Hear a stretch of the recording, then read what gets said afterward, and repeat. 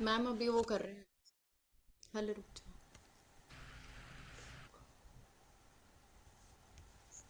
आत्मवंदन to all divine masters. Spiritual Punjabi चौकी स्वाध्याय series में आप सबका हार्दिक अभिनंदन है। तो कहते हैं कि दुख कभी वर्तमान में नहीं होता, वो हमेशा गुजरे हुए पल से जुड़ा होता है या कल्पित भविष्य से। तो अगर आप सच में शांति चाहते हैं, तो एक ही रास्ता है, अभी में जिए, प्रेजेंट मोमेंट में। ना तो बीते हुए को ठीक करना है, ना भविष्य को पकड़ना है, बस इस पल में पूरी तरह प्रेजेंट रहना है। तो हम प्रेजेंट मोमेंट में कैसे रह सकते हैं, वो हमारी जो मास्टर हैं अमनदीप कौशल जी हमें लेके चलेंगे और बताएंगे कि किस तरीके से हम जो नाउ प्रेजेंट मोमेंट की पावर है उसको हम कैसे समझ सकते हैं, और उन्हीं से आगे हम जानते हैं इसके बारे में। तो वेलकम अमनदीप जी, कंटिन्यू करें, over to you. Thank you so much, ma'am, for such a wonderful introduction. Thank you so much. Uh, Atmandan to all my divine masters, my seniors, and my classmates. Thank you so much for inviting me on this platform. तो चलिए हम आज का स्वाध्याय series का next chapter start करते हैं।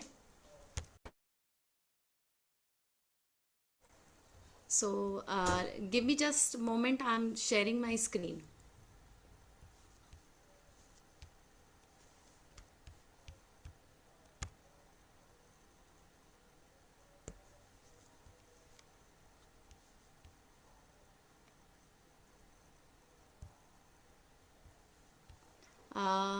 हो गया।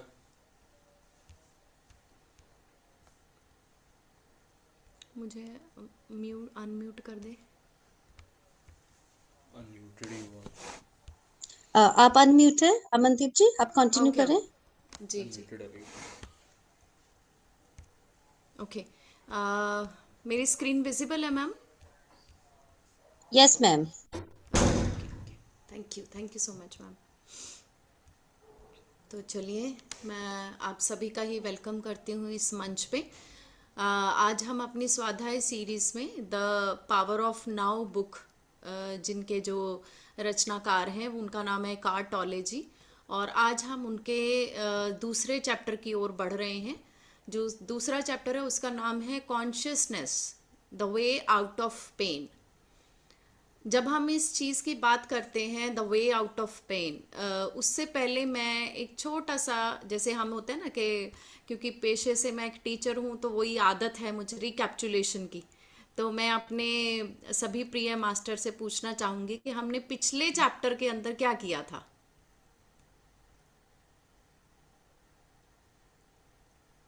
कोई भी आप में से प्लीज़ मुझे बताइए लास्ट चैप्टर हमारा किस चीज़ के बारे में था, या कुछ भी उसके बारे में थोड़े से ग्लिम्प्स जो हैं आप साझा करेंगे प्लीज़।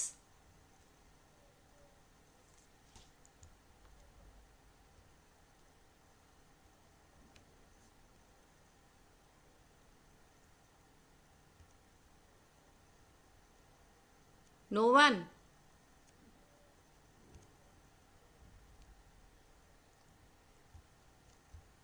यस किरंगी जी, खुशबू। खुशबू बेटा आपको तो आदत होगी, हम हाँ जी मैम। रिकैप्चुलेट तो करते हैं। हाँ, so I I want to know from you. So जैसे आप क्लास में एक एक्टिव स्टूडेंट की तरह रहते हैं, तो यहाँ पे भी मैं चाहूँगी कि आप कुछ शेयर करें। क्या पढ़ा था हमने लास्ट मैम चैप्टर सोच में? रही हूँ, अभी बताती हूँ। Okay okay fine.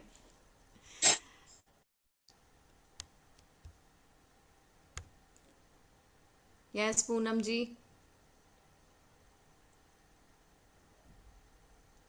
First of all I request I'm just everyone, thinking. या प्लीज़ आई रिक्वेस्ट एवरीवन, ये प्लेटफॉर्म के ऊपर हम एक दूसरे के साथ एनर्जी साझा करते हैं, एनर्जी का एक्सचेंज होता है, तो please if possible open up your windows.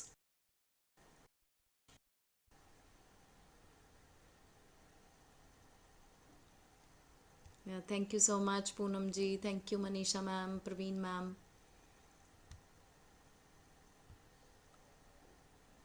Thank you Manjula ma'am.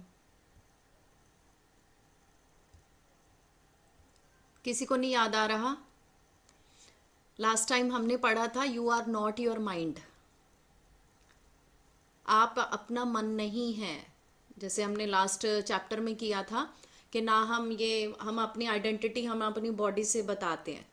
तो मैं ये शरीर हूँ, ये शरीर मेरा मेरे मन के द्वारा, मतलब जो जो मुझे आइडेंटिटीज इस समाज ने दी हैं, पेरेंट्स ने जो नाम दिया है, और जो मैं इस रूप में दिख रही हूँ, जो मैं पेशे से हूँ, जो मेरी एक पर्सनालिटी है, सब लोग अपने अपने हिसाब से मुझे डिस्क्राइब करते हैं। वही मैंने आइडेंटिटी बनाई हुई है। उसी के अकॉर्डिंग हम अपने आप को फिर उसी ईगो को सेटिस्फाई करने के लिए हम अपने आप को माइंड के, अपने मन के स्तर पे देखते हैं। वो वहीं पे ही मेंटल कियोस जो है, एक दुविधाएं शुरू होती हैं, जो हम मानस पटल के ऊपर हमारे प्रॉब्लम्स आती है। तो लास्ट चैप्टर में हमने पढ़ा था हम मन नहीं है, वी आर नॉट, हमारी आइडेंटिटी हमारे मन से नहीं है। तो उसे हमने बहुत डिटेल से किया था।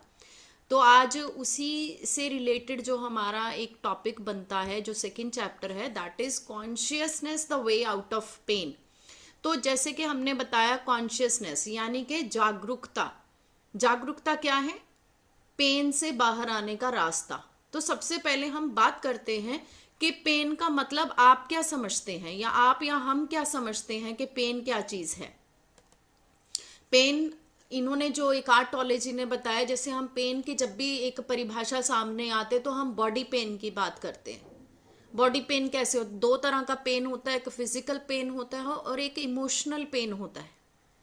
एक फिजिकल पेन ऐसा जैसे सर्जरी के बाद का पेन हो गया, या कहीं चोट लग गई है, या कहीं छिल गया है, कट गया है, जल गया है, तो वो हमें शरीर के ऊपर नजर आता है।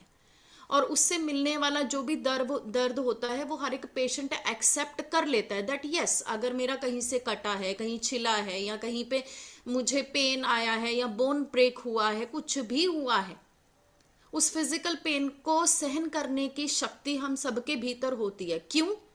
क्योंकि उसके साथ एक चीज जुड़ी होती है, एक्सेप्टेंस। हम बड़ी इजीली उसको एक्सेप्ट कर लेते हैं। हाँ, मैं गिर गई थी, हाँ मुझे चोट लग गई थी, तो ठीक है, भर जाएगा, जख्म भी भर जाएगा, दर्द भी ठीक हो जाएगा। सर्जरी की नीड है तो सर्जरी के बाद का जो पेन होता है उसे समझ में आता है, जी कहीं से ऑपरेशन किया गया है तो ठीक है, एक्सेप्टेंस है, तो फिजिकल पेन कहीं ना कहीं बर्दाश्त किया जा सकता है।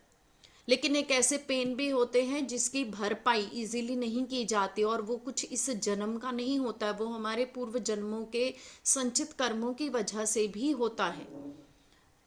उसे हम क्या बोलते हैं? Emotional pain. एकार्टोलॉजी ने बड़े प्यारे तरीके से समझाया है कि वो इमोशनल पेन क्या चीज है।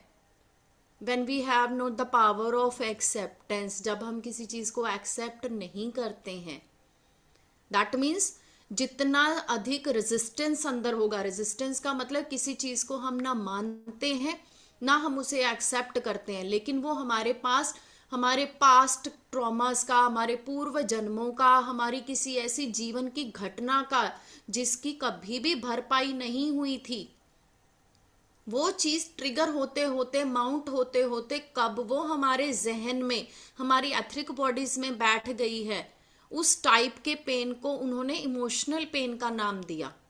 उसी की वजह से ये चैप्टर आया है, कॉन्शियसनेस की जागरूकता। द मोमेंट वी अवेक, जिस पल हम जाग जाएंगे, जिस पल हम समझ जाएंगे कि ये पेन मैं नहीं हूं, या ये पेन के तरफ मेरी रेजिस्टेंस है, मैं उससे भाग रही हूं, इसीलिए वो बार बार इमोशनल लेवल के ऊपर मुझे डिस्टर्ब करने के लिए वो पेन आता है। लेकिन the moment we start conscious about those pains, तो हम ऑटोमेटिकली उस पेन से बाहर आ जाएंगे। इसी से रिलेटेड ये हमारा आज का टॉपिक है। सो जो मेरी सेकंड स्लाइड है, ओके, सेकंड स्लाइड में क्या आता है, उन्होंने इसी चीज के बारे में बताया कि पेन है क्या। Create no more pain in the present. आज के युग में या आज के अपने वर्तमान में और दर्द को कहते इकट्ठा मत करो। अब यहाँ पे दर्द का मतलब प्लीज ऐसे मत मिसकंसेप्शन ले लेना कि पेन का मतलब ये है कि मुझे यहाँ दर्द हो रहा है, वहां दर्द हो रहा है। That nothing. Pain is something जो जब हम एक्सप्रेस अपने आप को अच्छे से नहीं कर पाते, छोटी छोटी चीजें, अभी मैं आपको एक एग्जांपल देती हूँ। जैसे सम टाइम ऐसा होता है ना कि जैसे मान लो प्लान सबका बन रहा था कहीं जाने का, लेकिन अचानक से प्लान जो है कहीं जाने का कैंसिल हो जाता है। 10 लोगों का प्लान बना था, 10 का ही कैंसिल हुआ। उसमें से 8 लोग तो स्टेबल हैं, ठीक है कोई बात नहीं, कैंसिल हो गया तो ओके, लेकिन 2 लोग इतने परेशान क्यों हो जाते हैं कि उनको उनके इमोशनल पेन से बाहर निकालना मुश्किल हो जाता है। जीवन की ऐसी कई घटनाएं होती हैं, बहुत सारे रिश्तों में एंटेंगल्ड होते हैं, बहुत सारे रिश्ते सभी के उलझे हुए होते हैं। किसी का कि नॉर्मल लाइफ किसी की भी नहीं चलती है, सभी के लाइफ में चैलेंजेस होते हैं। लेकिन ऐसा क्यों होता है, कुछ लोग चैलेंज से बड़े आराम से बाहर आ जाते हैं, या घर के अंदर कोई किसी प्रकार का अगर कोई नेगेटिव चीज है भी तो उसे इजीली ले लेते हैं। लेकिन कुछ लोगों के अंदर डीप वो वुंड्स को क्रिएट कर देते हैं, अंदर तक जख्म कर देते हैं, उनकी भरपाई नहीं हो पाती है। क्या वजह है? क्या ऐसा रीजन है कि जल्दी से कोई बंदा फेलियर को एक्सेप्ट नहीं कर पाता है? अगर रेस में जीत रहे, अगर रेस में दौड़ रहे हैं तो सभी तो फर्स्ट नहीं आएंगे ना, किसी एक को फर्स्ट आना है, बाकियों को पीछे आना है। सविता यस मैम, आई मैम। थिंक आपका माइक अनम्यूट है। हाँ जी। Yes ma'am. हाँ जी, मेरे हिसाब से तो मैम मुझे लगता है कि वो इमोशनल ज्यादा होते हैं। यस, वो इमोशनल ज्यादा होते हैं या इमोशनल पेन से गुजर रहे हैं? मैम दोनों, जैसे अगर इमोशनल ज्यादा है ना, उन्होंने कोई चीज को अपने अंदर घर कर लिया है जिससे वो निकाल नहीं पा रहे हैं। हाँ तो हाँ, बस यहीं पे ही इसी क्वेश्चन का आंसर यहीं छुपा हुआ है। हाँ जी। घर कर लिया है। इमोशनल तो हम सब होते हैं, क्या माँ का अपने बच्चे के प्रति लगाव नहीं होता? माँ माँ ही होती है, सभी का ही माँ का लगाव अपने बच्चों के प्रति होता है। लेकिन वहीं पे जब हम कम ज्यादा की बात करते हैं तो कहीं ना कहीं कोई बंदा इमोशनल पेन से गुजर रहा होता है, वो इमोशनल पेन हमें समझना होगा। तो एकार्ट टॉले जी ने वही बोला कि अपने आप के भीतर जाकर यही चीज को हमने देखना है कि कब कब कौन कौन सी ऐसी घटनाएं जीवन में आती हैं जो हमें इस कदर तक हिला के रख जाती हैं कि हम अपना नॉर्मल जीवन नहीं जी पाते हैं। जैसे हम बहुत सारे बच्चों को भी देखते हैं, अगर कोई बच्चा फेल हो जाता है, आज के युग में क्या है, बहुत सारे बच्चों के लिए जिंदगी देना बड़ा आसान काम हो गया। फेल हो गए हैं तो बिल्डिंग से कूद जाओ, अपनी जान दे दो। या अपनी रिलेशनशिप लाइफ में किसी ने डिच कर दिया, वो लोग अपने रिलेशनशिप में फेल हो जाते हैं, तो बड़ा आसान है अपने लाइफ को मतलब सेक्रीफाइस कर देना। तो सभी लोगों का एक जैसा रवैया नहीं होता है, लेकिन कुछ का अगर ऐसा रवैया होता है, उसका क्या वजह है, क्या रीजन है कि हम इतना इमोशनली ब्रेक डाउन हो जाते हैं? तो वहीं पे ही उन्होंने क्या बताया, पेन क्या है। नोबडीज, किसी की भी जिंदगी कहते किसी भी पेन या सौरो के बगैर नहीं है। These are just challenges. सबसे बड़ी बात है, greater part of human pain is unnecessarily. बहुत से तो पेन ऐसे हैं सेल्फ क्रिएटेड, अनरीजनेबल, कोई अथाह ही नहीं है। कितने कितने हम लोग अपने जीवन में कष्ट को इनवाइट कर लेते हैं बिना मतलब के। अगर मैं शादी में गई और किसी ने मेरी ड्रेस को देख के मुझे 2 कॉम्प्लीमेंट्स नहीं दिए तो कई लोग इतने में ही डिस्टर्ब हो जाएंगे। तो ये पेन क्या है? अननेसेसरी है और सेल्फ क्रिएटेड है। क्यों? क्योंकि मैं अपने आप को माइंड के रूप से देख रही हूं। क्या खुद को अच्छा लगना, खुद की वैलिडेशन काफी नहीं है?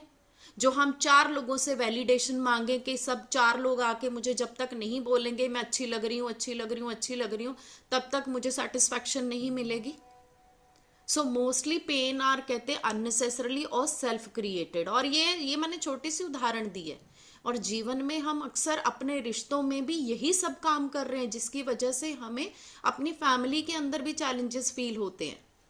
The pain that you create now is always some form of non acceptance, कि हम एक्सेप्ट ही नहीं करते हैं।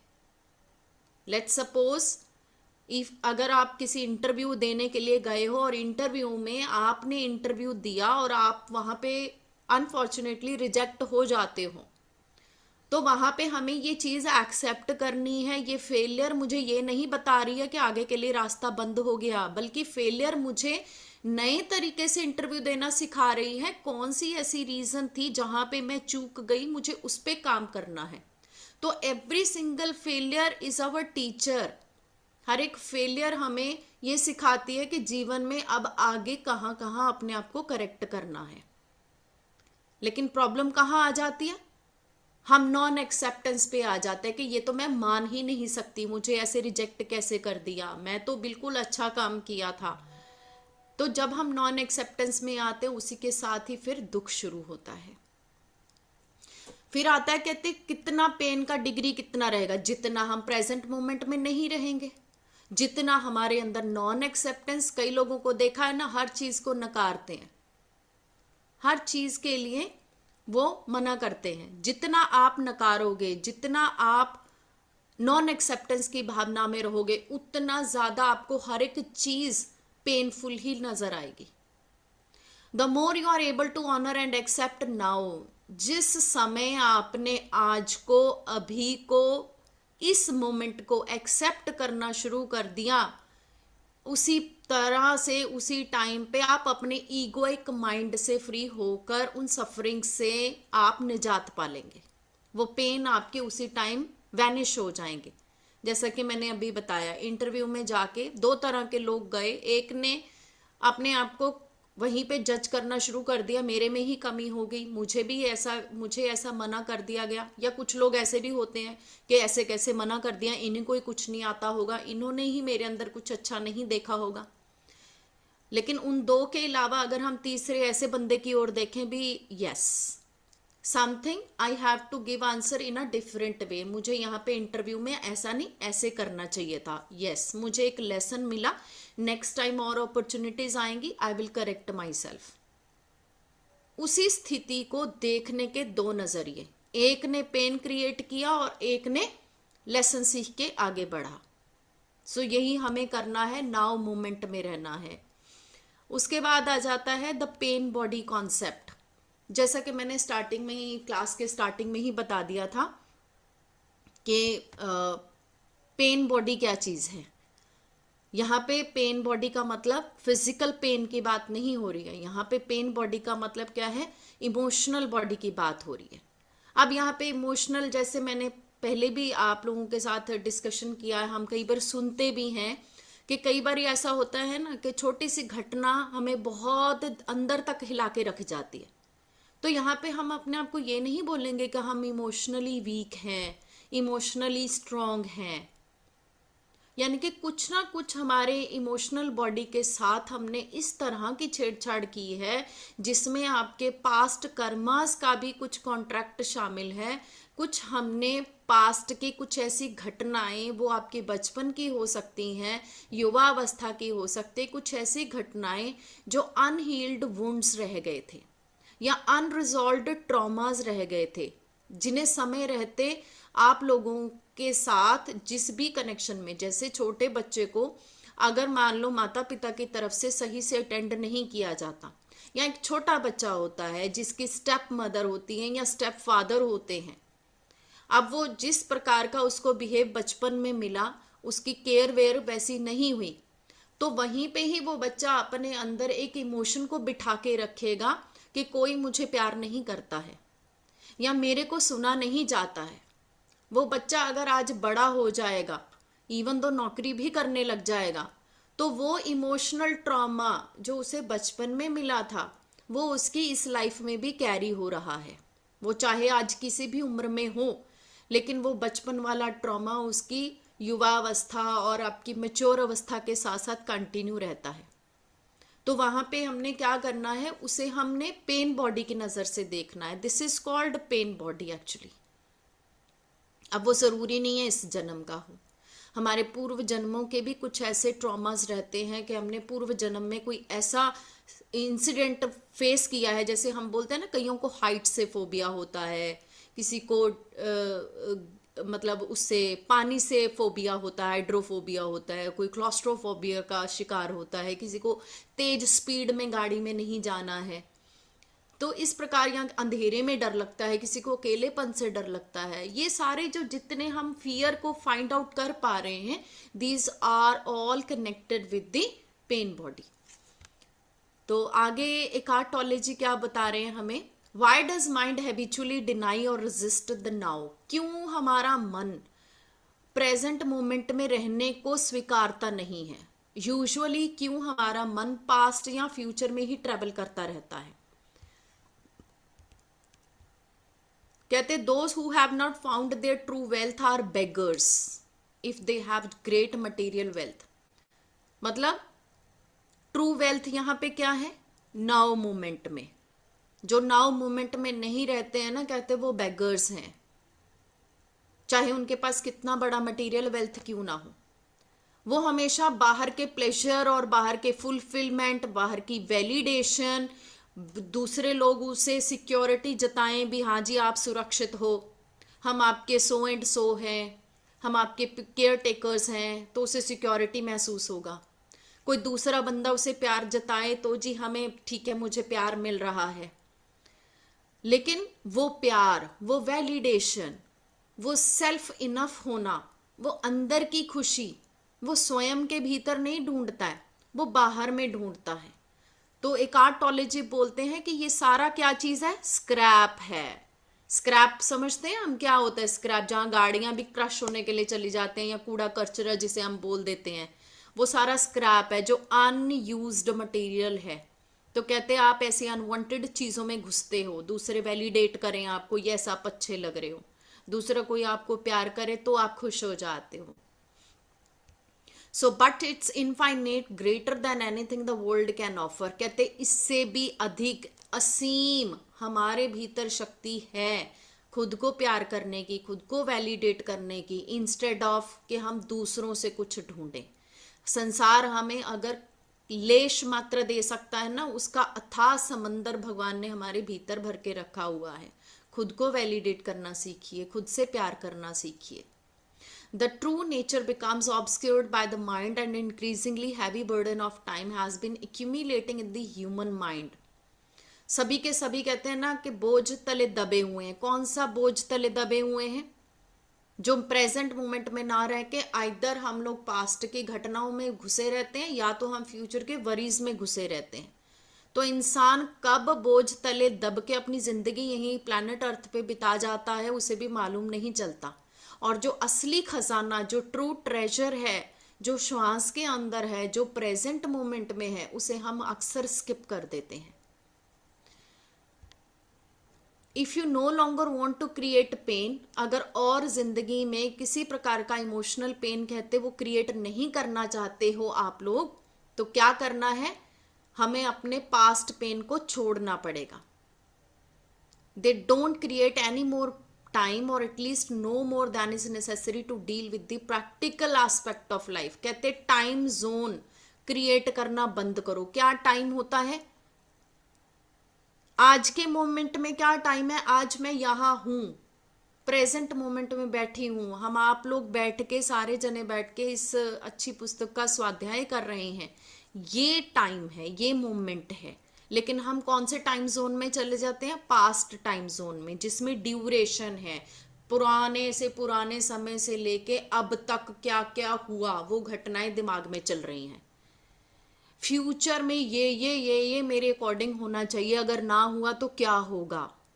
तो हम उन टाइम जोन को कहते करना बंद करो, तभी जाके हम उस पेन से बाहर आ सकते हैं। और यहाँ पे हमें कुछ ये बॉडी के थ्रू मैंने कोशिश करी है दिखाने की। ये ब्रेन हमारा जो सर का हिस्सा है, वहां पे हमेशा क्या रहता है? स्ट्रेस रहता है। और गले के अंदर ये विशुद्धि चक्रा ब्लॉक होता है, लैक ऑफ फॉरगिवनेस। मतलब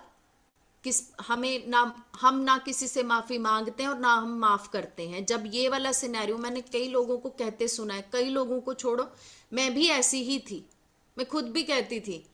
इवन दो समटाइम ऐसा होता था कि मेरे बड़े भी मुझे समझाते थे कि नहीं अमन ऐसे नहीं, मैं कह देती थी चाहे कुछ हो जाए, फलाने फलाने को मैं माफ नहीं कभी कर सकती। लेकिन अब आई रियली थैंक गॉड के शायद ये प्लेटफॉर्म पे मतलब मुझे इतना अच्छा सबक मिला इस चीज़ का कि जो भी कुछ अगर कोई बिटरनेस लाइफ में है वो भी हम ही ने क्रिएट करी है। टू लर्न अ लेसन, कैसे हम परिपक्व हो सकते हैं, वो क्वेश्चन पेपर मैंने अपनी जिंदगी के लिए खुद चुना था। तो अगर किसी ने उस क्वेश्चन पेपर को देने में मेरी मदद करी है, तो वो मेरे लिए ऐसा असामान्य व्यक्ति कैसे हो सकता है कि मैं उसे माफ ना कर पाऊं। तो फॉरगिवनेस हमारे भीतर आनी चाहिए। अगर नहीं है then we will deal with the pains, जो कि मैं रही बहुत समय तक, मैं भी रही उस पेन में, वो इमोशनल पेन में, ये सोचते हुए कि सामने वाला कोई मुझे प्यार नहीं कर रहा है, सामने वाला मुझे वैलिडेशन नहीं दे रहा है, मुझे as a family member accept नहीं किया जा रहा है। तो भीतर वो मन में कचोट होता था कि मैं नहीं किसी को माफ करूंगी, लेकिन उससे सामने वाले को कोई नुकसान नहीं हो रहा है। मैं किसे पेन दे रही हूं? अपने आप को। तो वो लैक ऑफ फॉरगिवनेस जब हमारे अंदर आती है, तो ये सारी stress, lack of forgiveness, lack of emotional support, ये देखो दिल की ओर इशारा, जो हार्ट की ओर है। जब हम ये सोचते हैं ना कि मुझे इमोशनली कोई सपोर्ट नहीं करता, तो दिल रोता है, तो हार्ट की ओर ऐसे ऐसे हाथ चला जाता है।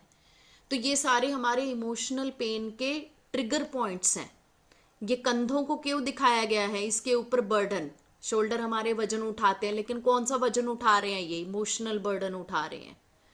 लैक ऑफ फ्लेक्सिबिलिटी, जब हमारे जॉइंट्स के अंदर पेन होता है, इसका मतलब कहीं ना कहीं फ्लेक्सिबल हम नहीं हैं, समय को लेके, जिंदगी को लेके, जिंदगी के उतार चढ़ाव को लेके।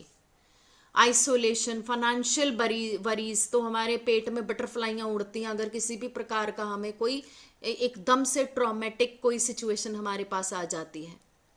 फियर ऑफ चेंज, जो हमारी लेग्स आगे बढ़ती हैं, ये हमारा कूल्हा जो है ना, हमारा पेल्विक जॉइंट जो है, हमें आगे बढ़ने में मदद करता है। अगर हम आगे नहीं बढ़ पाते हैं तो ये वाला हिस्सा ब्लॉक हो जाता है। इसका मतलब क्या है? हम फियर ऑफ चेंज, कि कुछ अगर जीवन में बदलाव आ गया, उसके प्रति डर। तो डर की भावना में जब जीते हैं तो इस एरिया से रिलेटेड ऑर्गन्स में प्रॉब्लम आनी शुरू होती है। सो ये मैंने एक छोटा सा एक दिया है, बनाने की कोशिश करी थी कि these all are called emotional pains. ये इमोशनल पेन जब हमारी फिजिकल बॉडी में सेट हो जाते हैं, उसी को ही हमने क्या नाम दिया? Pen body. ये दिखते करते नहीं है, ये इमोशनल पेन्स होते हैं। अब बात आती है कि ये काम कैसे करती है, हाउ पेन बॉडी वर्क्स।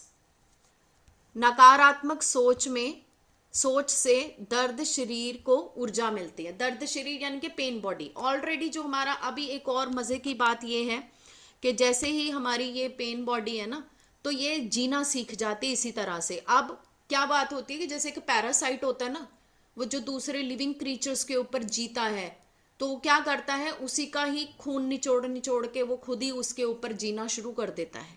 हमारे पेट के अंदर कीड़े होते हैं ना बच्चों के, तो या बड़ों के अंदर भी होते, तो उसमें क्या रहता है कि वो कीड़ा हमारी बॉडी के ही ऑर्गन्स को या कैसे भी करके हमारे अंदर ही जीवित रहता है। वो उस पैरासाइट्स बोल देते हैं हम लोग। तो हमारी पेन बॉडी भी also works like a parasite. उसे और पेन चाहिए तो वो अंदर जीवित रहेगी। अब एक इंसान ऑलरेडी इमोशनल पेन से गुजर रहा है, जैसे उसे डर है किसी प्रकार का, तो डर से बाहर तो आ नहीं रहा, उल्टा और डर को भी एकत्रित किए जा रहा है। तो क्या होता है? पेन बॉडी ट्रिगर होती रहती है, और बढ़ जाती है, वो और बढ़ जाती है। अब कई लोग बोल देते हैं मैं तो इस चीज से कभी बाहर ही नहीं आ पाती। दैट मीन्स हम और उसके ऊपर लेयर्स किए जा रहे हैं, हम उससे बाहर आने की कोशिश नहीं कर रहे हैं, उल्टा हम उसे और फीड कर रहे हैं और तरह के इमोशनल पेन दे देके। नकारात्मक सोच से दर्द शरीर को ऊर्जा मिलती है। यह व्यक्ति के व्यवहार को नियंत्रित करने लग जाता है। कितनी ही खुशी का मौका क्यों ना हो, वो उसमें भी दर्द ढूंढ ही लेगा। जैसे अच्छा खासा प्रोग्राम चल रहा है, सब कुछ अच्छा है, हम लोग देखते हैं ना, कहीं मजाक के रूप में भी ले जाते हैं कि फूफा या जीजा शादी में नाराज ना हो तो शादी पूरी नहीं होती। तो ये तो कहने का मतलब ये है कि कुछ भी अच्छा कर लो, लेकिन जिनकी इमोशनल बॉडी पेन अंदर, मतलब पेन बॉडी जागृत है ना, वो हर अच्छे मौके को भी, उसके अंदर भी वो अपने हिसाब का कोई ना कोई नेगेटिव चीज ढूंढ के खुद को दुखी करने का रीजन ढूंढ ही लेंगे। तो ये क्या करता है? इसके व्यक्ति के व्यवहार को नियंत्रित करने लग जाता है। व्यक्ति अनजाने में ही उसी दर्द को दोहराता रहता है कंटिन्यूसली। वो कहते हैं रिपीट मोड पे, रिपीट मोड पे चलते हैं। फलाने बंदे ने, किसी ने पास्ट में दुख दर्द, किसी को कोई छोटा मोटा ट्रॉमा दे दिया होगा, वो बंदा मतलब उनकी बॉडी भी चली जा चुकी है इस प्लेनेट अर्थ से, लेकिन उससे जुड़ी यादों से कोई बंदा पीछे छुड़ा नहीं सकता। वो उन्हीं यादों में गुजरा रहता है। जब जब कोई कोई मिलेगा तब तब वो अपने उसी इमोशनल पेन को याद करते हुए उसे डिस्क्राइब करने लग जाता है, तो वो दोहराते रहते हो। तो पेन बॉडी का काम क्या है? वो पेन बॉडी आपसे वो दर्द मांग रही है ताकि आप दोबारा याद करो, आपको वो पास्ट मोमेंट प्रेजेंट मोमेंट में जिंदा हो जाए और इस प्रेजेंट मोमेंट में आप सेम पेन फिर से फील करो। वो अनकॉन्शियसनेस है, इसको बोलते हैं अनकॉन्शियस। अवचेतन तौर पे हम बार बार कैसे मोमेंट को दोहरा रहे हैं हमें खुद को मालूम नहीं चलता है। अचेतन अवस्था में व्यक्ति अपने मन से जुड़ा रहता है, वो अपने मन के अकॉर्डिंग, बस मन ने कहा पुराना दर्द याद करो, चलो धुन बजा दी सबके सामने, 4 लोग जो सुन रहे हैं उनको भी परेशानी खड़ी कर दी। दर्द केवल शारीरिक नहीं होता, मानसिक दर्द भी होता है। बीती हुई घटनाएं, कोई अपमान, कोई असफलता, कोई रिश्तों से जुड़ा कोई कड़वा सच, या फिर बार बार अतीत में जाना, ये सब दर्द याद कर करके ना बाद में उस बंदे को, उस इंसान को, उस पर्सन को खुशी मिलने लग जाती है कि जब जब मैं दर्द याद करता हूँ मुझे सुकून मिलता है। ये कुछ और नहीं है, this is our pain body, जो हमारे इन्हीं घटनाओं के ऊपर वो जीवित रहती है। तो मैंने अभी बताया हाउ पेन बॉडी वर्क्स, इसी के रिलेटेड था ये सारा कुछ। नेक्स्ट कहते हैं, उन्होंने एक क्वेश्चन पूछा, कहते फिर how can we stop creating this time. इसके लिए अब कहते हैं उन्होंने एक आर्टोलॉजी ने एक्सरसाइज बताई थी। एक्सरसाइज में क्या था? Acceptance, that you will never be perfect. आप कभी ये एक्सेप्ट करें कि हम परफेक्ट नहीं हो सकते हैं, हम संपूर्ण नहीं हो सकते हैं। Life will always have challenges, ये जब तक जीवन है जब तक उतार चढ़ाव भी होंगे, इसे भी एक्सेप्ट हमें करना है। हमेशा दिन नहीं रहता है, रात को भी उतना ही स्वीकृति देनी है जितना दिन को स्वीकृति हम दे रहे हैं। तो अगर सुख की घड़ियां हैं तो दुख भी हमें सिखाने के लिए आता है, तो दोनों को इक्वली एक्सेप्ट करना है। And other people will disappoint you sometime. दूसरों से अगर हमें सम्मान मिलता है तो अपमान के लिए भी हमें तैयार रहना है। अगर हमें कोई प्रेम कर रहा है तो घृणा करने वाले भी इसी संसार में हैं, लेकिन दोनों लोगों की हमें जीवन में आवश्यकता है, क्योंकि दोनों ही कुछ ना कुछ सिखा रहे हैं हमें। Acceptance is the first step towards peace. शांति की ओर अगर अग्रसर होना है तो एक्सेप्ट हमें पहले करना है सब कुछ। So realize deeply that present moment is all you ever have, make the now and the primary focus of your life. तो कहते बस ये चीज का ध्यान रखना है कि प्रेजेंट मोमेंट ही हमारे पास है, उसी प्रेजेंट मोमेंट में ही जीवन है, उसी को ही एक्सेप्ट करना है, उसी पे ही हमारा प्राइम फोकस होना चाहिए। तो पहले एक्सेप्ट करना है और फिर हमें उसी के अकॉर्डिंग एक्ट करना है। जो भी कुछ प्रेजेंट मोमेंट में है वो ये समझना है कि ये मैंने ही चूज किया है। अगर आज मुझे कोई फिजिकल चैलेंज है तो यस, ये मैंने चूज किया है, आई एक्सेप्ट इट। अगर कोई अच्छी घटना हो रही है तो उसके लिए भी धन्यवाद के भाव में रहना है कि यस आई एक्सेप्ट इट, ये मैंने ही चूज किया है कि ये घटना मेरे जीवन में हो। Always work with it, not against it. उसके साथ काम, जितना किसी चीज को दूर हटने की कोशिश करोगे वो चीज उतना आपके पास बड़ा विराट रूप लेकर आएगी। तो इसे, हर घटना को, हर प्रेजेंट मोमेंट को साक्षी भाव से देखना है, दुश्मन के रूप में नहीं देखना। This will miraculously transform your whole life. यही चीज है जो हमारे जीवन में एक बड़ा परिवर्तन लेकर आएगी। सो आज के लिए आई थिंक इतना काफी होगा। अगर okay, now I request everyone, please open your Windows first. सभी अपना विंडोज को ओपन करें, आई रिक्वेस्ट एवरीवन।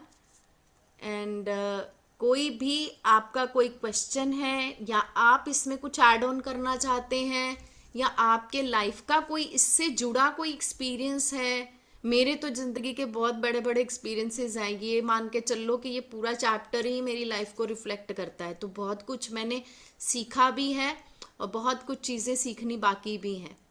तो आपकी ज़िंदगी से कोई चीज़ जुड़ी हुई हो जो आप बताना चाहते हैं या इसमें ऐड ऑन करना चाहते हैं, या कोई चीज़ क्लियर नहीं हुई है, या कोई आपका कोई अपना प्रश्न है, तो मंच आपका है, please. Thank Aman, you. Acceptance की कोई एक्सरसाइजेज है क्या? ऐसा कह देने से एक्सेप्ट कर लो या हो जाएगा क्या? एक्चुअली क्या है ना कि आपको हुआ कुछ पेन और आपने फिर इसमें किया, आप आज उस बात को समझ रहे हैं कि देखो मैंने एक्सेप्ट किया तो मेरे साथ ऐसा अच्छा भी हो गया। जब राइट नाउ किसी को हर्ट होता है ना, मतलब राइट नाउ कहने का मतलब है प्रेजेंट में ही हर्ट हो रहा होता है, तो किसी के लिए ब्लेसिंग निकलती नहीं है। बहुत मुश्किल है ये, बहुत मुश्किल है ब्लेसिंग निकालना या उसको थैंक यू कहना। आप इतने हर्ट होते हो इमोशनली कि उस टाइम तो आता नहीं है। हाँ, टाइम हील करता है चीजों को और उसके बाद शायद वो एक्सेप्टेंस धीरे धीरे धीरे धीरे आता है। लेकिन अगर हम ये धीरे धीरे को हम रोक सकते हैं, कोई ऐसी एक्सरसाइज है एक्सेप्टेंस की, तो प्लीज आप बताइए।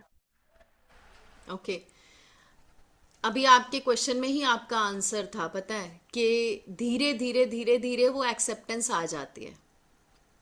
तो जो भावनाएं जीवन में पैदा करने के लिए हमने सालों साल इन्वेस्ट किया है, अब हम पलक झपकते ही कैसे बोल दें कि वो एकदम से चली जाएं। अगर एकदम से चली जाएंगी तो शायद इस प्रोसेस की वैल्यू भी नहीं रहेगी। हम दोबारा से उन्हीं सर्कमस्टांसेस को फिर वापस लाने की कोशिश करेंगे। अगर हमें ग्रेजुएट होना है तो बहुत सारे जिंदगी के साल हमें देने पड़ते हैं, तब जाके स्नातक की डिग्री मिलती है और तब जाके उन किताबों का ज्ञान अंदर भर पाते हैं। तो यहाँ पे एक्सेप्टेंस करना, जैसे बोलते हैं ना आई एम पॉसिबल, देखने वाले इसे इम्पॉसिबल के नज़र से भी देखते हैं, बट मैं इसे देखती हूँ आई एम पॉसिबल। हर चीज़ संभव है, लेकिन हर एक चीज़ का एक प्रोसेस है। शॉर्टकट हमें कहीं पे भी नहीं देखने को मिलते। अगर आपको कामयाबी की ऊंचाइयों पे भी जाना है तो शॉर्टकट लेके नहीं जा सकते। जिंदगी का तजुर्बा उसमें लगा हुआ होता है। तो ये तो एक अध्यात्म की जर्नी है जहाँ पे हमें अपने स्व के साथ, अपने उच्च स्वरूप के साथ जुड़ना है। तो वहाँ पे ये जो वर्ल्डली इश्यूज आते हैं, सबसे पहले तो हमें इसका प्रयास करना है स्वयं के साथ जुड़ के, जागरूक होके। जैसा कि अभी आप कह रहे हो कि एकदम से तो हम किसी को माफ नहीं कर सकते हैं, तो इसका मतलब कहीं ना कहीं अवेयरनेस तो है ना कि कोई ऐसा कड़वा अनुभव है जिसके चलते आपको किसी को माफ करने की आवश्यकता है। ये तो चीज आपने फाइंड आउट कर ली ना कि यहाँ पे किसी को माफ करना है लेकिन मैं कर नहीं पा रही हूं। तो आपके क्वेश्चन के अंदर ही आपका आंसर है कि आपको शांति ही तब मिलेगी जब आप उसे माफ कर पाएंगे। तो फर्स्ट ऑफ ऑल तो हमें ये देखना है कि ऐसी भावना मन में रख के आप किसको दुख पहुंचा रहे हैं। तो हम सेल्फ लव कहाँ कर रहे हैं? ऐसी भावनाओं को अगर हृदय में स्थान दे रहे हैं तो दैट मीन्स हम कहीं ना कहीं अपने आप से ही प्यार नहीं करते। हम दूसरों को प्यार कैसे दे सकते हैं फिर? ओके, माफ करना भले आसान ना हो, लेकिन ऐसा नहीं, इम्पॉसिबल नहीं है कि आप किसी को माफ ना कर पाओ। सबसे पहले तो उसकी जगह पे सेल्फ लव को क्रिएट करो। ओके। और एक साधना, मतलब एक जैसे होता है ना जागरूक अवस्था में रहना, कि कोई ऐसा इमोशनल विचार मेरे को अटैक कर रहा है, उसके लिए पहले जागरूक रहना जरूरी है। आपने फाइंड आउट कर लिया कि यस समथिंग इज ट्रबलिंग मी, अब उससे बाहर आना आसान है। अपने स्वयं के साथ जुड़िए। जैसे जैसे वो ऊर्जा, आपकी आंतरिक ऊर्जा बढ़ेगी, धीरे धीरे वो ऊर्जा उन नेगेटिव एनर्जीज का स्थान लेना शुरू करेगी। तो आपको बहुत हद तक मदद मिलेगी उन नेगेटिव ऊर्जाओं को अपने से बाहर करने के लिए।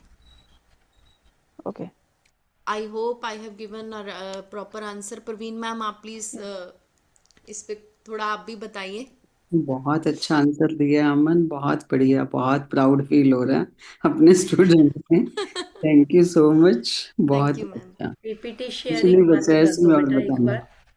हाँ जी मैम। पीपीटी शेयरिंग अगर क्लास हो गया ना, पीपीटी शेयरिंग बंद करो सो दैट वी कैन जी keep everybody in gallery mode. हाँ, yeah yeah is it okay ma'am?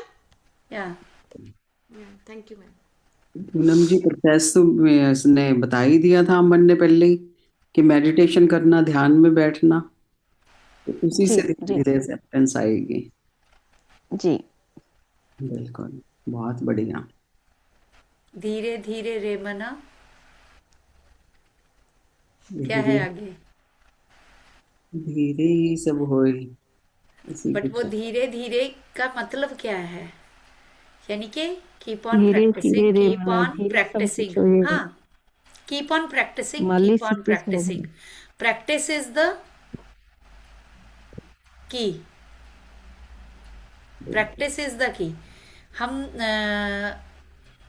कई बार सोचते हैं कि हम तो स्पिरिचुअल लाइफस्टाइल जी रहे हैं, कि हमने सुबह से लेके शाम तक इतने सेशंस कर लिए, हर जूम में हम हैं, हम सुबह उठ के अपना वो जो रिचुअल है घर का वो भी कर रहे हैं, बहुत अच्छे से जेंटल बन के भी रह रहे हैं, लेकिन हमारी वो जो एक्चुअल ट्रू सेल्फ है वो चैलेंजेस में ही पता लगता है ना, कि आप इम्पोज करते हुए कि हम बहुत अच्छे हैं स्पिरिचुअल में, लेकिन जब आता है तो आपकी भाषा, आपका बिहेवियर वो टोटली छोटों के लिए बड़ों के लिए आउट ऑफ कंट्रोल हो जाता है। लेकिन उस चीज को भी कैसे सेट कर सकते हो?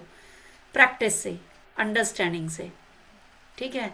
और जब लगे कि स्पिरिचुअल कॉन्सेप्ट नहीं कर सकते, जैसे लास्ट चैप्टर में था, अमन ने बताया था कि पीछे था क्या, नो मतलब हमें ये समझ लेना, सोल कॉन्शियसनेस में रहना कि I am not the body, I am not the mind. और जब स्पिरिचुअल कॉन्सेप्ट आने शुरू हो जाते हैं, जब ये समझ लो कि ड्रामा है, एक लाइफ प्ले है, कई बार बहुत हार्ड होता है, बहुत हार्ड होता है, जैसे लास्ट उसमें था। बट थिएटर में जब जाके बैठे हो तो कई बार देखा ना कि कई लोग रोना भी शुरू कर देते हैं। एक टाइम था जब रामायण महाभारत टीवी पे आता था, मुझे याद है कि हमारे घर में जो लोग भी अड़ोस पड़ोस के देखने आते थे, वो कॉइन्स और नोट रख के वहां मत्था टेक देते थे। बिल्कुल। ठीक है ना?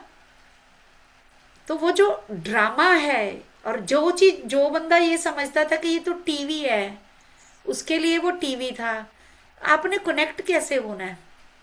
वो रियलिटी को देखना है। और या जैसे उस दिन भी आ रहा था फ्रीक्वेंसीज वाले सेशन में, शायद आप नहीं थे, लास्ट सेशन अगर देखोगे तो फ्रीक्वेंसी चेंज करनी है, यानी कि इमोशन चेंज करनी है, आपकी फ्रीक्वेंसी चेंज हो जाएगी। तो कोई डिफिकल्ट नहीं होता, शुरू में लगता है जैसे कछुआ एकदम से अपने आप को फट में डेंजर देखते, तो वही हमें टॉर्टॉय इस समय, आई थिंक ये सबसे बड़ा जो बाहर की डिस्ट्रैक्शन है, तो हमें टॉर्टॉय का लेसन सीखना सबसे ज्यादा जरूरी है। ठीक है ना? एक समय ऐसा था कि जब सब लोग बोलते थे कि से का सी, याद है ना, सी वो क्या बोलते हैं, से जिसके वो कांटे होते हैं, जब भी वो डेंजर देखती है तो वो अपने वो खड़े कर लेती है, टेंटिकल्स खड़े पॉर्क्यूपाइन कर ना, लेती है। पॉर्क्यूपाइन है ना? यस, क्या उसको बोलते हैं इंग्लिश में, वो तो नहीं मुझे पता वर्ड नहीं याद आ रहा।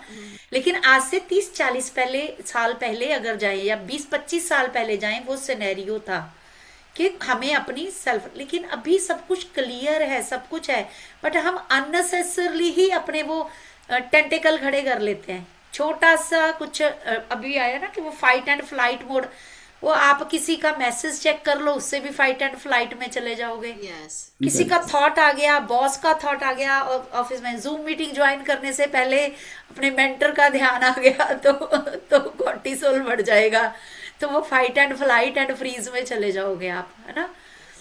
तो अभी टॉर्टॉय का लेसन सबसे ज्यादा जरूरी है। अभी अगर देखो तो आप एस्ट्रोलॉजी में भी, और वो जो आजकल जितना वो सिंबल्स का चल रहा है, हर कोई टॉर्टॉय पहन के घूम रहा है। मोस्टली देखा मैंने, वो या तो घर में रखा होगा, या किसी ने वो पहने होंगे अंगूठिया, या कुछ भी। लेकिन टॉर्टॉय के लेसन यहाँ पे जो आप पूछ रहे हो ना, सिंपली, बड़ी फिलॉसफी में भी अगर नहीं जाना तो जस्ट सिंपल है, learn to be tortoise for some time. उस समय अपनी सारी पांच होते हैं ना उसका, टॉर्टॉय के 4 लिम्स एंड हेड, अपनी पांचों सेंसेस, उनको एक बार विदड्रॉ कर लो for the time being, totally withdraw. शांत हो जाओ। टॉर्टोआई जब देखता है, मैं यहाँ तक भी देखा, मैं डिस्कवरी एक टाइम बहुत देखती थी, क्योंकि जब से अवधूत वाला और वो सारे कॉन्सेप्ट आए थे, I start communicating with animals more. तो वो इतना गोल हो जाता है कि हाथी उसको ऐसे ऐसे घुमा रहा है, कोई भी एनिमल, लेकिन वो हर्ट नहीं होता।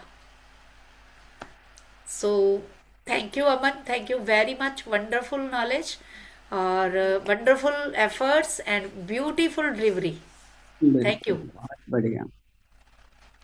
ठीक है। बुक का टाइटल ही हर चीज का आंसर है, पावर ऑफ नाउ। बार बस बार हमेशा। पास्ट में जाएंगे, उस चीज को याद करेंगे तो कुछ भी एक्सेप्टेंस नहीं कर पाएंगे, कहीं फॉरगिवनेस नहीं कर पाएंगे। तो उसको अमन छोड़ इतना अच्छा सब कुछ कर सकता है रही है, डर, तो जो बिल्कुल। पावर ऑफ नाउ से रिलेट करता कुछ गाना गुना होता है, तो उनके स्टूडेंट कम से कम वो एफर्ट लेके आया करें, ताकि जो इंटेंसिटी ऑफ द ये इतनी हार्ड, मतलब जिसको बोलते हैं ना डाइजेस्ट करना, कॉन्सेप्ट वो भारी मन में आ भरकम रहा है शब्द, गाना, तो अभी याद मैम आया आपके कहने से। आगे भी जाने ना तू, पीछे पीछे भी भी जाने जाने ना, ना तू, जो जो भी भी है। है बस यही एक पल है। गाना तो तो मुझे खुशबू, नहीं तुम लोग आता। गाना सुना सकते हो कुछ, जिसको सुनाना आता है वो सुना सकता है, बिल्कुल। है ना? तो इसलिए हमारा सेशन भी इंटरेस्टिंग हो जाएगा और मेडिटेशन का सेशन भी, और मैम जो इतना काम कर रहे हैं उसको भी एक बूस्ट मिल जाएगा कि यस।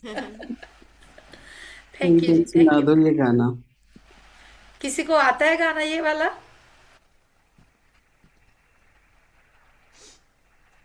कोई तो गुनगुनाता होगा, कोई भी, जो पल पल हर पल, कितना कुछ, कितने गाने हैं ना पावर ऑफ नाउ।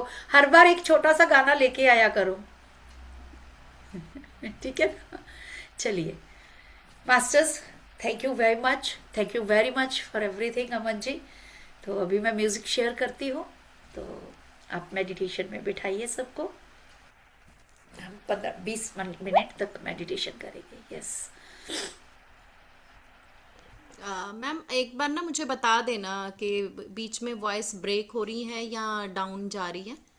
मैं मैसेज पे ध्यान नहीं दिया था लास्ट टाइम भी, आपने मुझे शायद मुझे अलर्ट किया था इस चीज़ हाँ के लिए। ऑब्वियसली, जब टेक्निकल वर्क जो कर रहा होता है, आप सब लोग एंजॉय कर रहे होते हैं मेडिटेशन का, मेरी जिम्मेवारी होती है चौकीदार बन के बैठना कि कब म्यूजिक हाई करना है, कब मैसेज करना है, कब वो करना है। It's okay, go with the flow, no worry, music तो चल ही रहा होगा, हल्का ही लगाएंगे, गो विद ठीक द है। फ्लो। ठीक है। Sure sure. या चलिए।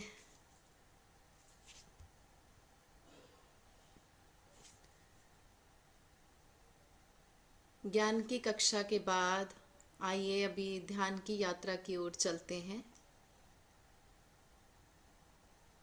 ध्यान के वही रूल्स को फॉलो करते हुए सभी अपने दोनों पैरों को आलती पालती मार के बैठ जाएं। दोनों हाथों को क्रॉस कर लें और बड़ी कोमलता के साथ अपनी दोनों आंखों को बंद कर लें।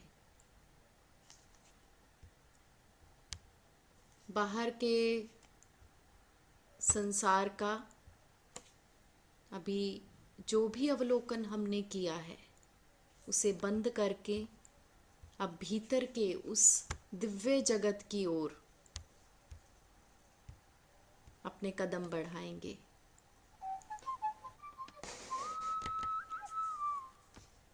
बड़ी प्रेम, बड़ी सरलता, बड़ी जागरूकता के साथ अपने भीतर की जगत की ओर लौटेंगे।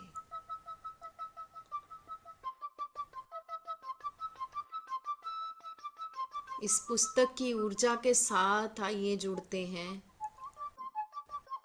सर्वप्रथम ब्रह्म ऋषि पितामह पत्री जी,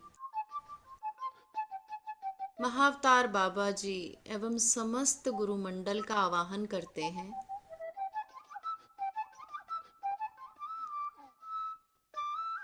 आवाहन करते हैं उन सभी दिव्य महापुरुषों की एनर्जी का।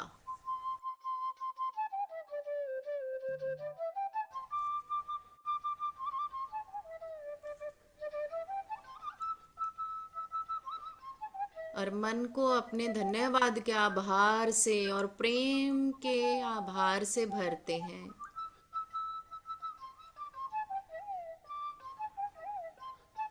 इस महत्वपूर्ण जीवन को जीने के लिए मिली हुई इन दिव्य श्वासों का अवलोकन करेंगे।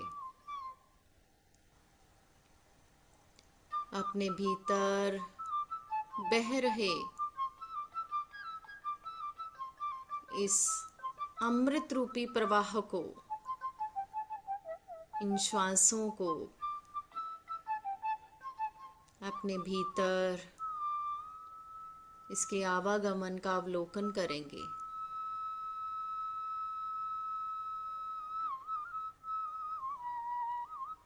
कुछ नहीं सोचना है, ना कोई सोच, ना कोई विचार, केवल और केवल दिव्य श्वास।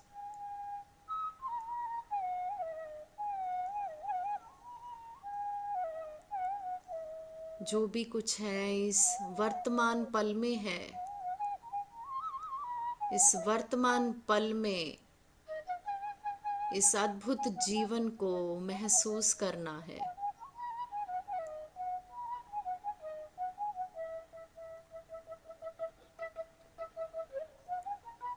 ये दिव्य पल मुझे मेरे उच्च स्वरूप के साथ जोड़ रहे हैं।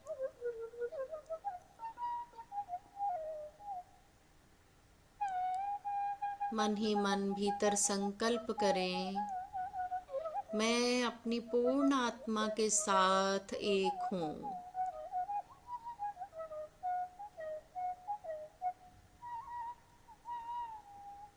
ये मंदिर रूपी शरीर के भीतर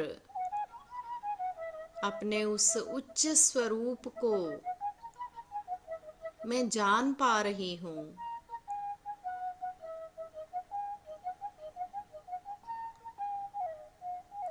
इन सभी दिव्य महान आत्माओं की दिव्य ऊर्जा मेरे भीतर प्रवाहित हो रही है।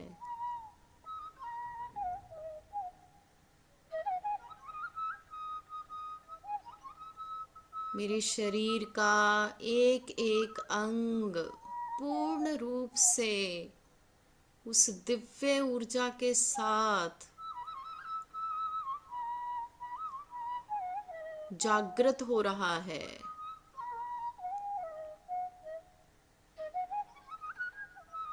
शरीर के एक एक कण में, एक एक सेल में, रक्त की एक एक बूंद में वही दिव्य ऊर्जा प्रवाह हो रही है।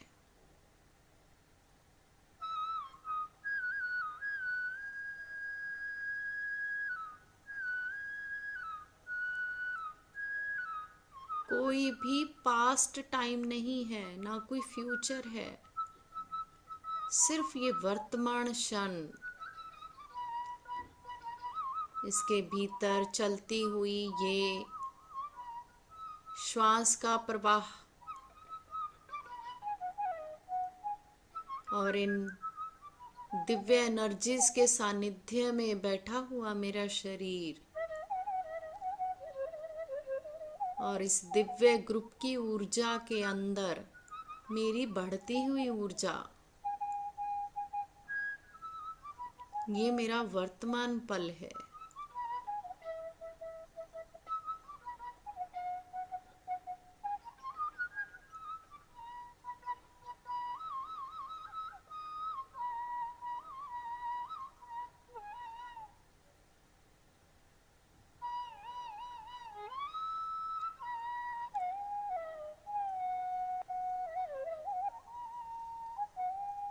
महसूस करें हर भीतर जाती हुई श्वास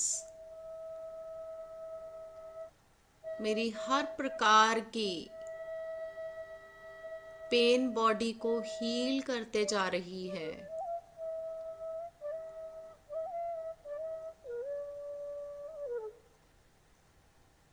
निकाल दीजिए मन से हर वो इमोशनल पेन को जो बगैर मतलब के शरीर के अंदर बिठा रखे हैं। हर बाहर बहती हुई श्वास के साथ मन के भीतर संकल्प रखें, मेरे रोम रोम से, मेरे कण कण से हर वो नकारात्मक ऊर्जा मेरी बहती हुई श्वास के साथ मेरे शरीर से बाहर निकल रही है, और दिव्य प्रकाश को पाके वो सभी नकारात्मक ऊर्जा बाहर जाके उसी ऊर्जा के भीतर समाहित हो रही है।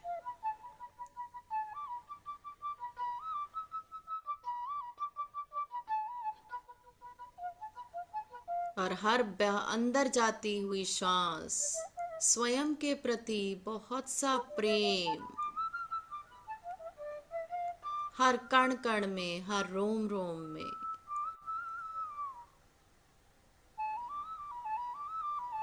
हर खाली स्थान को, जितना भी अंदर खालीपन है, सब जगह पे वो प्रेम की ऊर्जा को मेरे भीतर भरे जा रही है।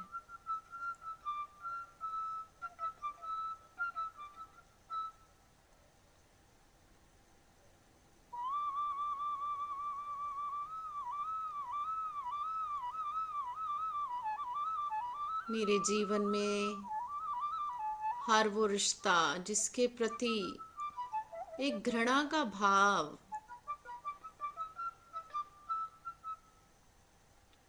एक नकारात्मकता का भाव, वो सभी मेरे ही अंश हैं, मेरा ही स्वरूप है। उनके और मेरे भीतर वही प्रकाश, वही आत्म स्वरूप, वही परम चेतना उसी के भीतर भी है, मेरे भीतर भी वही है।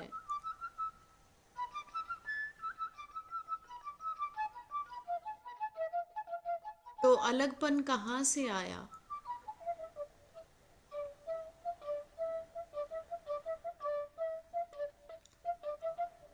अपने स्वयं पे उपकार करना है,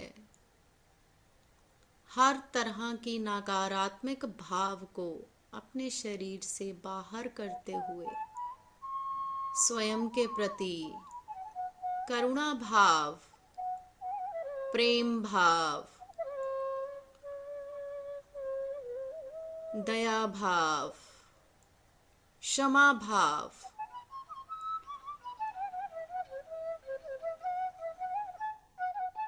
ग्रैटिट्यूड का भाव, ये सभी दिव्य एनर्जीज को मेरे भीतर स्थान मिल रहा है।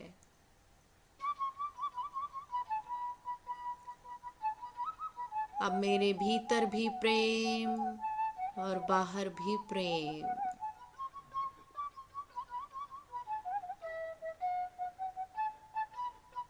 हर भीतर जाती हुई श्वास भी इन्हीं दिव्य एनर्जीज को मेरे भीतर लेकर आ रही है, और हर बाहर जाती श्वास वही दिव्य एनर्जीज को पूरी प्रकृति में, पूरे ब्रह्मांड में, हर जीव राशि में वही दिव्य एनर्जी से सभी को सराबोर कर रही है।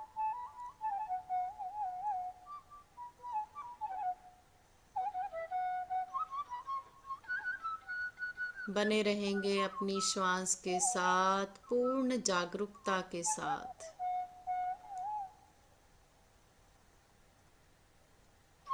अपने भीतर बढ़ते हुए प्रेम को स्वीकार करें। Drop your analytical mind, drop your logic mind. पूर्ण रूप से इस नाउ मोमेंट को स्वीकार करें।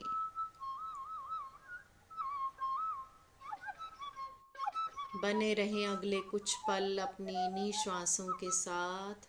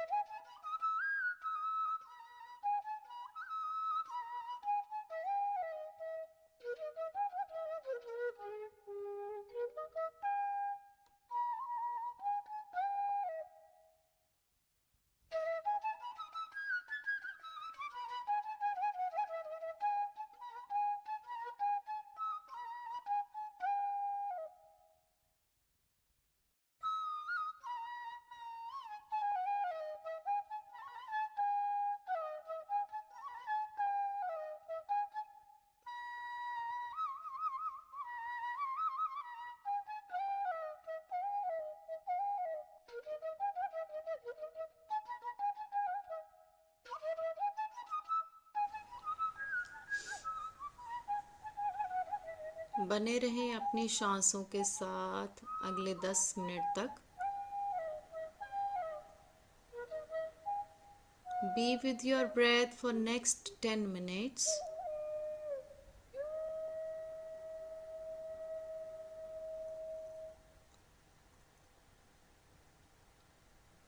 श्वासों के द्वारा ऑब्जर्व करें, जीवन केवल वर्तमान क्षण में ही है, ना पास्ट में ना फ्यूचर में।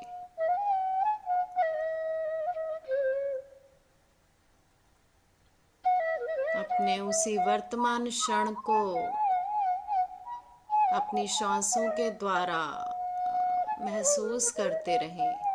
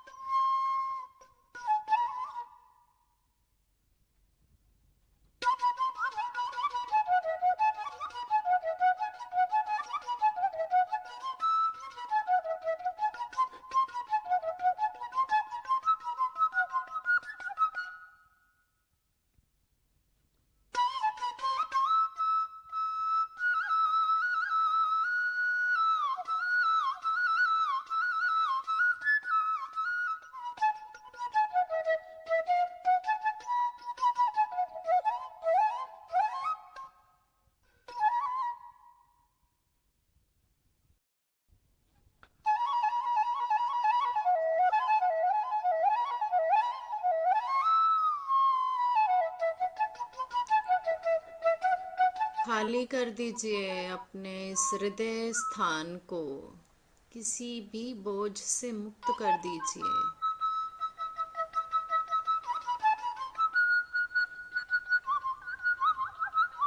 क्यों अपने अंदर हम इतने इमोशनल पेन को स्थान दे रहे हैं? ये सभी अनवांटेड हैं, अननेसेसरी हैं। एक खूबसूरत जीवन जीने के लिए, अध्यात्म के मार्ग में आगे बढ़ने के लिए ये सभी हृदय में जो कड़वाहट भरी हुई है उसे मेल्ट होता हुआ देखें और उसकी जगह पे प्रेम की ऊर्जा को भरते हुए देखें। सभी के प्रति प्रेम, सभी के प्रति करुणा, दया, क्षमा भाव, प्रार्थना, धन्यवाद का भार अपने प्रेजेंट मोमेंट को इन सभी दिव्य वाइब्रेशनल फ्रीक्वेंसीज, ये उच्च की जो मनोवृत्तियां होती हैं उसके साथ अपने आप के प्रेजेंट मोमेंट को, इस वर्तमान क्षण को भर दीजिए।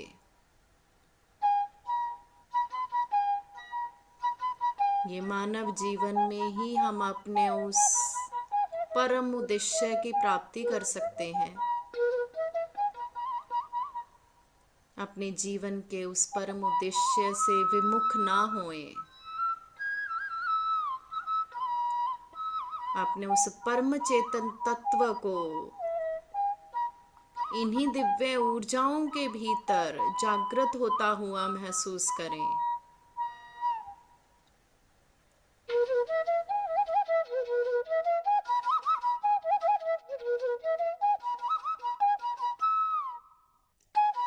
आखिरी 3 मिनट।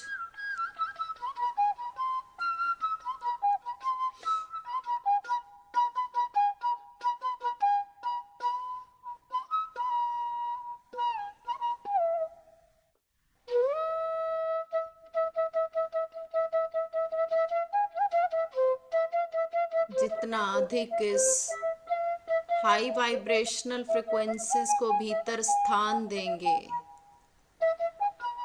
उतना अधिक हम इस भौतिक जीवन में एवं अध्यात्म जीवन में अति उन्नत स्थिति को प्राप्त कर सकते हैं।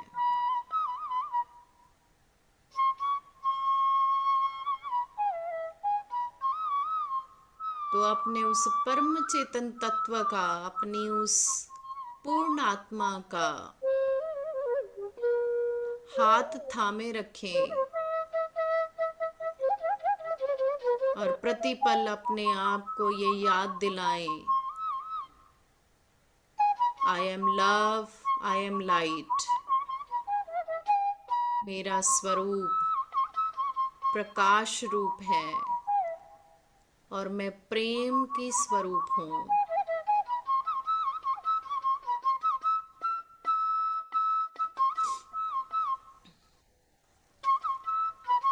प्रतिपल मेरा उद्देश्य अपने उस उच्च स्वरूप को प्राप्त करना है, अपने उस दिव्यत्व को भीतर जागृत करना है।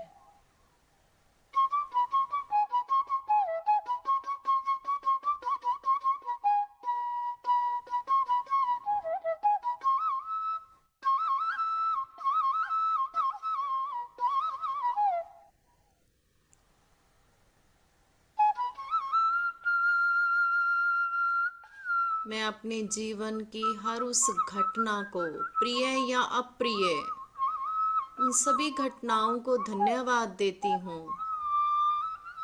हर एक घटना मेरी एक शिक्षक है। उस घटना से जुड़े सभी प्राणी, हम उसे किसी भी स्वरूप में देखते हैं, वो सभी के प्रति धन्यवाद का आभार व्यक्त करें और प्रेम का भाव उन सभी प्राणियों के लिए कोटि कोटि धन्यवाद जिन्होंने मुझे जीवन के इन सभी घटनाओं से परिचित कराया और मुझे और निखर के मेरा स्वरूप बाहर आया।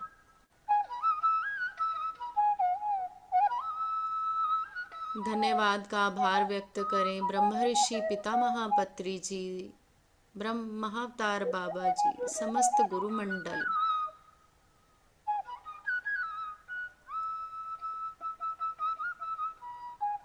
ये पुस्तक की वो दिव्य एनर्जी इस मंच के प्रति, डॉक्टर गुरपिंदर, सभी डिवाइन मास्टर्स, सभी को कोटि कोटि नमन। अपने भीतर बैठे उस परम चेतन तत्व के लिए स्वयं का धन्यवाद, स्वयं को प्रेम। इस वर्तमान क्षण के लिए कोटि कोटि धन्यवाद। ये दिव्य म्यूजिक, उसके लिए कोटि कोटि धन्यवाद। जिस स्थान पे बैठे हैं उस स्थान का धन्यवाद। इस भौतिक शरीर का, इन दिव्य श्वासों का, माता पिता का कोटि कोटि धन्यवाद। अब धीरे से अपने दोनों पैरों की उंगलियों को और हाथों की उंगलियों को हिलाएं और बड़े प्रेम पूर्वक दोनों हाथों को अपनी आंखों पे रखें।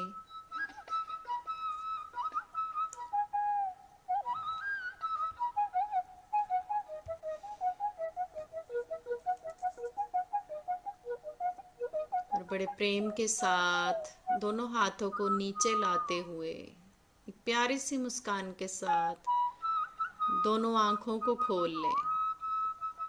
जिनको अपने ध्यान की यात्रा कंटिन्यू रखनी है वो कंटिन्यू इसी ध्यान की यात्रा में बने रह सकते हैं, और जिन्हें बाहर आना है वो अपनी आंखों को खोल लें और प्यारी सी मुस्कान के साथ बाहर आ जाए। Thank you, thank you, thank you so much. Thank you Gurpinder ma'am. Over to you ma'am. Thank you master, thank you very much.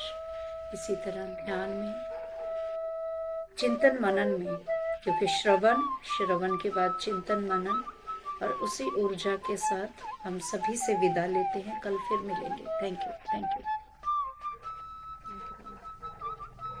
You, thank you बेटा।